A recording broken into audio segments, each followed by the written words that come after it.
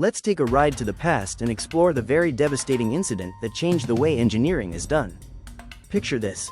It's a frigid December night in 1876, and snow is falling heavily across the American Midwest. Families are traveling home for the Christmas holidays, their breath visible in the cold air as they settle into the plush velvet seats of what was considered the pinnacle of luxury transportation, the Pacific Express. But this seemingly ordinary winter evening was about to become extraordinary for all the wrong reasons. In the small industrial town of Ashtabula, Ohio, a luxury train carrying 170 souls would plunge into a frozen river, claiming 95 lives in what became the deadliest train disaster of the 19th century. This wasn't just another accident. This was a catastrophe that would expose the dangerous gaps in America's rapidly expanding railroad system. The tragedy that unfolded that night did more than shock a grieving nation. It shattered public confidence in the very engineering practices that were driving America's industrial revolution. The Ashtabula disaster became a turning point that would fundamentally transform how we design, build, and inspect the infrastructure that carries us safely through our daily lives. It forced an entire profession to confront uncomfortable truths about safety, responsibility, and the deadly consequences of cutting corners. Today, we'll uncover how a single bridge failure changed engineering forever.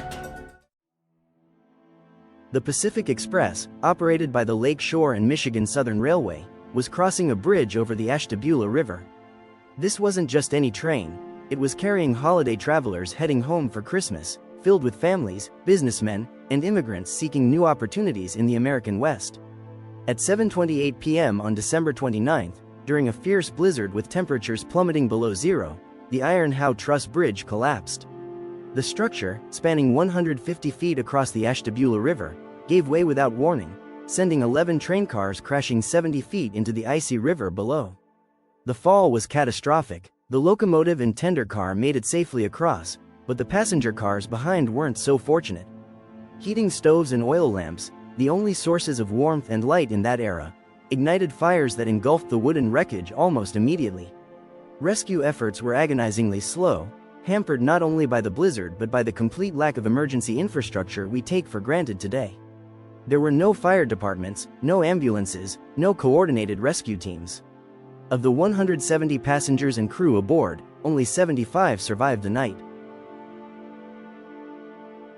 The bridge was designed by Amasa Stone, a railroad executive and businessman, not a trained structural engineer.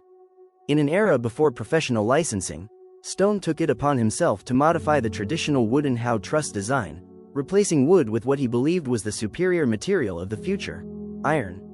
But Stone made a critical error. He used brittle cast iron for compression members and weak wrought iron for tension components, a combination that created inherent structural weaknesses. The cast iron, while strong in compression, was prone to sudden, catastrophic failure under stress. Even before the bridge opened to traffic, warning signs were everywhere. The structure sagged visibly under its own weight, a clear indication of design flaws. Joseph Tomlinson, the supervising engineer brought in to oversee construction, became so concerned about the bridge's safety that he resigned from the project entirely, citing irreconcilable differences over the design. But Stone, driven by cost considerations and schedule pressures, pressed on. Post-disaster investigations revealed a perfect storm of fatal flaws: inadequate design calculations, poor material choices, insufficient inspection protocols, and a complete lack of regulatory oversight. The bridge wasn't just unsafe, it was a ticking time bomb that had been carrying passengers for over a decade. The public outrage that followed was swift and unprecedented. Newspapers across the nation demanded answers. How could such a tragedy occur in the age of American industrial progress? Ohio's legislature, facing intense pressure, launched a comprehensive investigation that would set precedents for decades to come. Within weeks of the disaster, the iron bridge was completely demolished and replaced with a traditional wooden truss structure, a humbling admission that sometimes older, proven technologies are superior to untested innovations. The disaster became a catalyst for the formation of federal systems to investigate railroad accidents. These early investigative bodies would eventually evolve into modern transportation safety agencies. Engineers and railroad companies began favoring steel over cast iron, recognizing that while steel was more expensive, its superior ductility and predictable failure modes made it far safer. Rigorous material testing became standard practice. load testing, stress analysis, and factor of safety calculations, concepts that were optional before Ashtabula, became mandatory elements of engineering design. The tragedy exposed the deadly dangers of unchecked innovation and highlighted the critical need for professional engineering standards and peer review. The Ashtabula disaster marked a pivotal turning point in American civil engineering. It catalyzed the professionalization of an entire field, directly leading to licensure requirements, mandatory safety codes, and standardized design practices that protect us today. The tragedy's influence extended far beyond engineering circles. It helped fuel the growing populist movement of the late 19th century, which demanded greater accountability from industrial leaders and better protections for workers and everyday passengers who depended on these systems. Universities began restructuring their engineering curricula, placing unprecedented emphasis on ethics, safety analysis, and peer-reviewed design processes. The concept of professional responsibility, that engineers have a duty to public safety that supersedes corporate profits, was born from the ashes of Ashtabula. Perhaps most importantly, the disaster established the principle that engineering failures aren't just technical problems, they're moral failures. This philosophy transformed how engineers approach their work, creating a culture of caution and verification that continues to evolve today. The lessons of Ashtabula are still taught in engineering ethics courses worldwide, serving as a stark reminder of what happens when safety takes a backseat to convenience and cost. The Ashtabula train disaster stands as more than just a tragic accident from America's industrial past.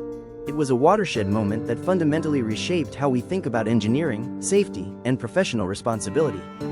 From this single catastrophic event emerged the regulatory frameworks that govern modern transportation, the professional standards that guide today's engineers, and the safety culture that has prevented countless similar tragedies.